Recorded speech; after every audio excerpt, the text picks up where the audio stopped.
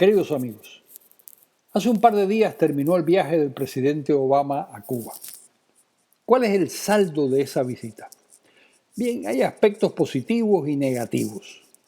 Desde la perspectiva del gobierno norteamericano, terminó oficialmente la rivalidad política con la isla vecina.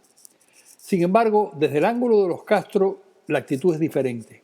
La Habana sigue prefiriendo su alianza con Irán, con Corea del Norte, con Siria, y continúa dirigiendo la diplomacia de los países del llamado socialismo del siglo XXI, Venezuela, Bolivia, Ecuador y Nicaragua. Y no puede olvidarse que uno de los centros neurálgicos de esa alianza es precisamente el antiamericanismo. Es decir, Washington ha decretado el fin unilateral de la Guerra Fría en el Caribe, pero no hay síntoma alguno de que La Habana esté en la misma disposición. El presidente Obama ha pedido respeto por los derechos humanos al régimen de los hermanos Castro, especialmente en lo tocante al derecho de la libre expresión y reunión, pero Raúl ha insistido en que ellos respetan otros derechos, los sociales, como son por ejemplo la salud y la educación. Y esta es una diferencia fundamental.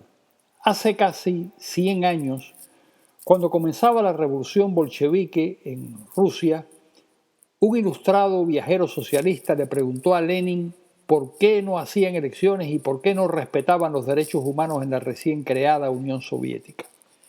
Y Lenin le respondió con otra pregunta: ¿libertad para qué? Para el fundador de la URSS estaba claro que los derechos humanos, que eran siempre individuales, resultaban un subterfugio de la burguesía para sostener sus privilegios. Lo que a ellos y a los comunistas de todas partes les interesaban eran los derechos sociales de la colectividad, lo que explica que estuvieran siempre dispuestos a eliminar físicamente a los enemigos de clase que reclamaban los derechos individuales. Esa sigue siendo la postura de los Castro. No obstante, para la oposición democrática cubana fue magnífico que el presidente se reuniera con 13 de los dirigentes de la disidencia y les dedicara un par de horas. Y mejor aún que le dedicara la parte medular de su discurso en el teatro a pedirle al general cubano que no le temiera a los cubanos de la oposición, porque sin una sociedad vibrante capaz de protestar no hay forma humana de realizar los cambios que se necesitan. La propia vida del presidente Obama, según recordó, es la prueba viviente de cómo las sociedades libres impulsan las reformas. Cuando los padres de Obama se unieron, en muchos estados los matrimonios interraciales eran delito, pero el fruto mestizo de esa unión, unas cuantas décadas más tarde, había podido llegar a ser presidente de Estados Unidos. ¿Y cómo fue posible esa verdadera revolución social? Muy sencillo. Porque la población afroamericana supo y pudo reclamar sus derechos en una sociedad libre.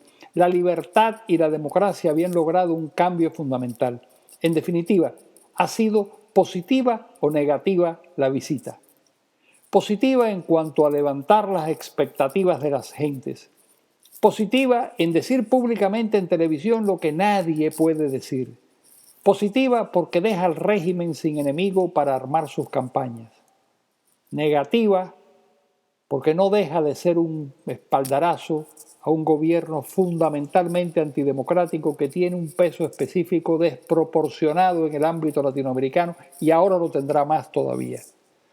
Negativa porque John Kerry, el secretario de Estado americano, aprovechó la visita para reunirse con miembros de la FARC y del gobierno colombiano que negocian en La Habana un plan de paz que tiene el claro rechazo de la mayor parte del pueblo colombiano.